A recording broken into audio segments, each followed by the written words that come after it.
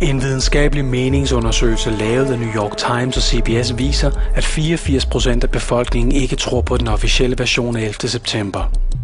Kun 16% tror stadig på historien om de 19 flykapere. Lignende tendenser ses globalt.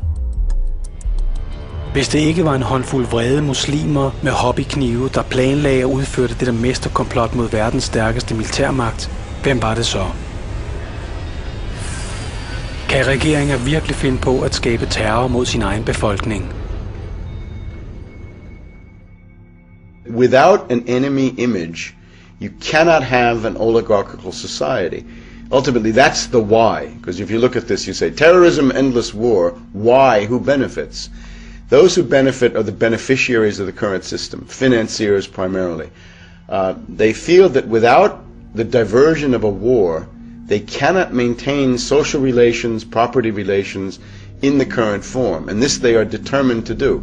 So they have manufactured, in a complete hysteria, a largely fictitious external enemy. You remember 1984 by George Orwell. Julia at one point says, I don't even think there is a war, it's just a fake to keep people under control. Det er et faktum, at regeringer altid har brugt frygt og trusler til at kontrollere sin befolkning med. En false flag operation er en hemmelig operation udført af regeringer, selskaber eller andre organisationer med det formål at vildlede befolkningen til at tro, at handlingen blev begået af en anden entitet. Der findes flere hundrede dokumenterede statssponserede terrorhandlinger blot i de sidste 100 år. Rigsdagsbranden i Tyskland den 27. februar 1933. Den hollandske kommunist Van der Lubbe blev hængt op på gerningen og dømt til døden. Nazisterne kunne nu lukke munden på oppositionen og indførte datidens terrorpakke med folkets velvillige accept. Først skabes et problem, så reagerer befolkningen som ønsket, og gerningsmændene tilbyder nu løsningen. Det kaldes problem, reaktion, løsning. 1. Lav en terrorhandling og beskyld en fjende. 2. Det skræmte folk kræver omgående handling. 3. Udfør nu den planlagte operation med folkets accept. 11. september. London. Madrid. Mohammed-krisen.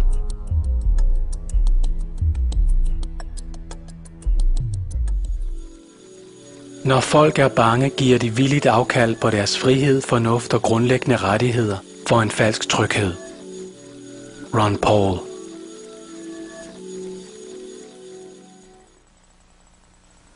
In any crime, we look at who has a motive. And clearly, the oligarchs that run the New World Order world government system have all the motives, everything to gain. They've used the attacks to create a firestorm, an hysterical fear throughout the Western world. In fact, all over the entire globe. And their answer is more and more police state in nations domestically. The excuse governments need to crack down on their populations and their freedoms. And we're going to look at some more of the evidence of that. It's voluminous, to say the least, but we're going to cover some of it. If we tried to cover it all, this film would be several hundred hours long, literally. We'll also look at some of the other motives they had. It's not just about a domestic crackdown. It's about being able to militarily attack any nation that doesn't go along with the globalists, as well as the oil supply. The Central Asian oil supply. Afghanistan was the only nation holding out to allow a pipeline to go through their nation and down to the Arabian Sea. You see, the second biggest oil reserves in the world are in Afghanistan. But not just oil and not just pipelines. James Casbolt, tidligere MI6-agent. Det må komme som et chok for mange, at den globale narkohandel køres og kontrolleres af efterretningstjenesterne. Den britiske efterretningstjeneste MI6 står selv for over 90% af al importeret narko til United Kingdom. Det er også afsløret gang på gang og bevist, at CIA transporterer heroin fra Østen og kokain fra Sydamerika til USA, hvor det bliver solgt og distribueret via lokale mafiabander. Narkotika er big business. Faktum. Narkotika er forbudt ifølge islam. Taliban havde reduceret opiumsproduktionen med hele 91% op til invasionen af Afghanistan. Dette passede ikke ind i de engelske og amerikanske interesser. Opiumsproduktionen er gået op med 3.300% siden invasionen. Afghanistan står nu for over 90% af verdens produktion af opium, som genererer en omsætning på over $200 milliarder. Helmand-provinsen, der kontrolleres af engelske og danske soldater, har haft rekordstor høst. Verden flyder i heroin. Situationen er forværret i Afghanistan, og et flertal i befolkningen tror ikke på, at krigen kan vindes. Danmark mister flest soldater. Russiske veteraner siger, at krigen ikke kan vindes med magt.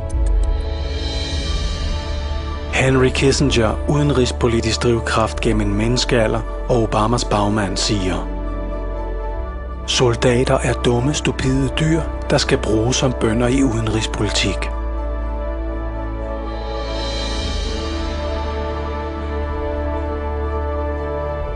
September 11th was about oil.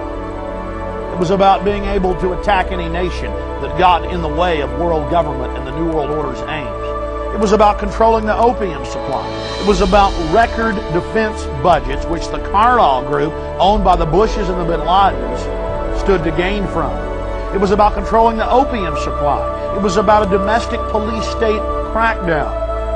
Again, it was about world government and a massive movement towards tyranny. Næste skridt var Irak, hvor interessen og formålet var helt tydeligt for enhver. Iraks olie, forretningskontrakter og en fast base i Mellemøsten tæt op af Iran. Nu skulle krigen bare sælges til befolkningen.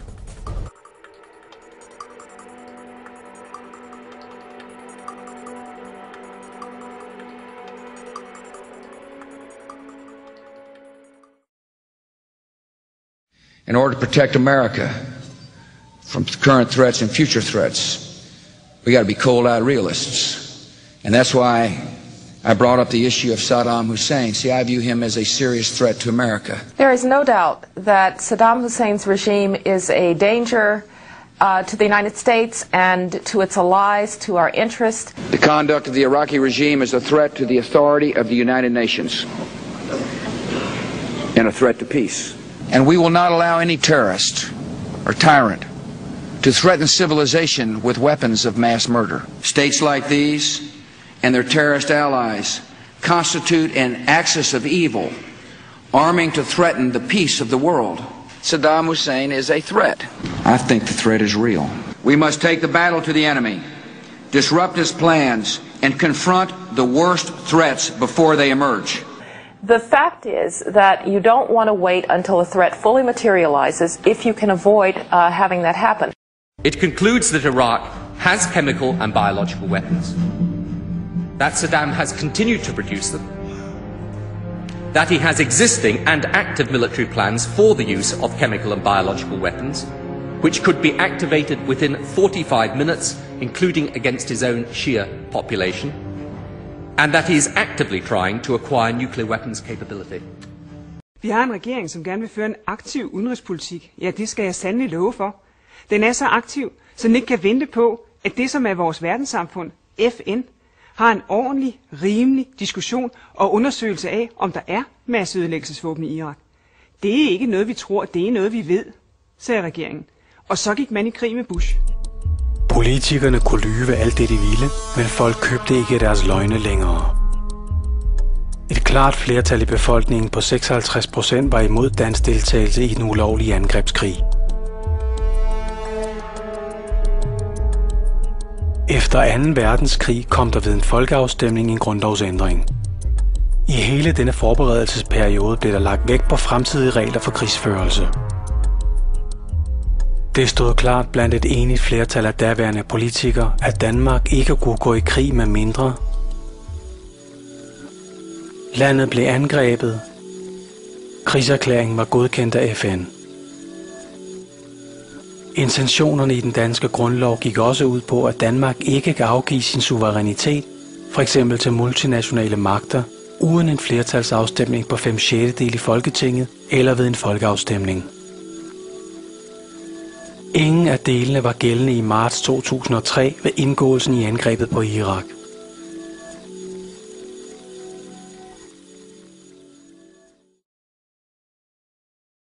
If they had given us a couple more months, I think we would have been able to examine and inspect all the sites that had been given to us by the CIA and by other intelligence agencies. And since there weren't any weapons of mass destruction, we would have reported that both to the Security Council and to the services. And I think it would have been very difficult for them to start the war in those circumstances. We know they have weapons of mass destruction. We know they have active programs. There isn't any debate about it. We know that Saddam Hussein has a long history with terrorism. We have facts, not speculations. And we've been careful about what we've said, and what we've said has been exactly accurate. We know what the fermenters look like.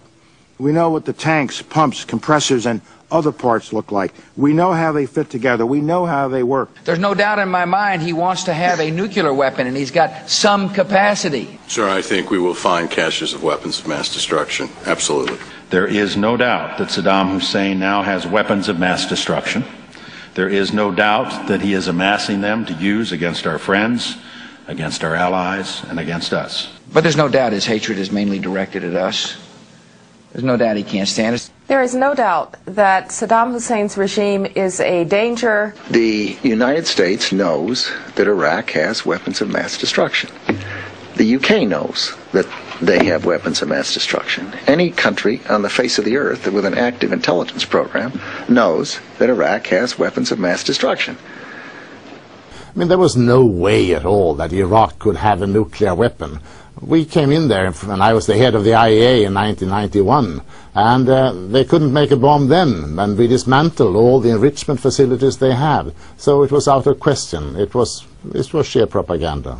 The United States of America will not permit the world's most dangerous regimes to threaten us with the world's most destructive weapons. What was the reason for the rush to go to war? The administration seemed in such a haste. I think the US government had decided that they could not wait any longer than to mid-March because the temperatures would get very high.